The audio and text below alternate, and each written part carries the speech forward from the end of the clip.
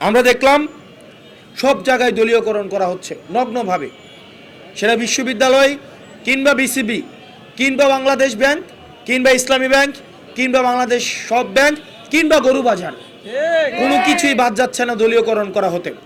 নগ্নভাবে যোগ্যতাকে পাশ কাটিয়ে শুধুমাত্র দলীয় পরিচয়কে প্রাধান্য দিয়ে আমরা বুয়েটে দেখলাম যাকে ভিসি দেওয়া হয়েছে।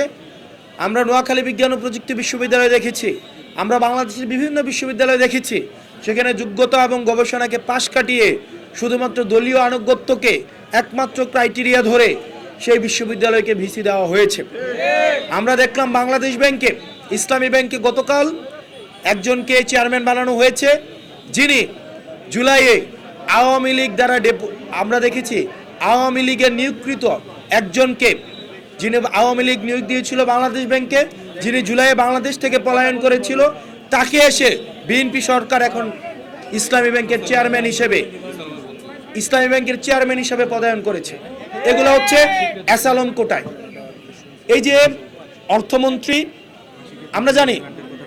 আমরা জানি অর্থমন্ত্রী এবং আমাদের স্বরাষ্ট্রমন্ত্রীর মধ্যে এক ধরনের পাওয়ার কন্টেস্ট চলছে, পাওয়ারের মহরত চলছে। বন্দর কে নিবে, বাংলাদেশ ব্যাংকগুলোকে কে নিবে, বিসিবিকে কে নিবে, যেহেতু এবং অ্যাসালমকে কে দখল করবে, সেগুলো নিয়ে অর্থমন্ত্রী এবং আমাদের স্বরাষ্ট্রমন্ত্রীর মধ্যে এক ধরনের মনস্তাত্ত্বিক দ্বন্দ্ব রয়েছে। এই দ্বন্দ্বের বলি হচ্ছে এই জুলাই অভ্যুত্থান। তাদের দ্বন্দ্বের কারণে দেখা যাচ্ছে অ্যাসালমের সাথে কম্প্রোমাইজ করার জন্য উঠে পড়ে লাগছে। অ্যাসালমকে আবার পুনর্বাসন করা হচ্ছে ব্যাংকগুলোকে, যারা বাংলাদেশ থেকে 94,000 কোটি টাকা এই অ্যাসালমের প্রতিষ্ঠান বাংলাদেশ থেকে বিদেশে ঋণ খেলাপি করেছে। অথচ আমরা দেখলাম জুলাইয়ের পরে তাদেরকে শাস্তির আওতায় না নিয়ে এসে বরং তাদেরকে এখন প্রাইজ অ্যান্ড তাদেরকে রিওয়ার্ড দেওয়া হচ্ছে, তাদেরকে প্রাইজ অ্যান্ড পোস্টিং দেওয়া হচ্ছে। আমরা দেখলাম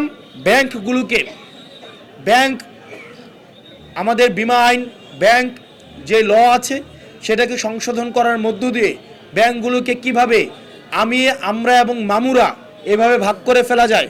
এখন ব্যাংকের যে আইন রয়েছে, এই আইন হচ্ছে আমরা এবং মামুরা।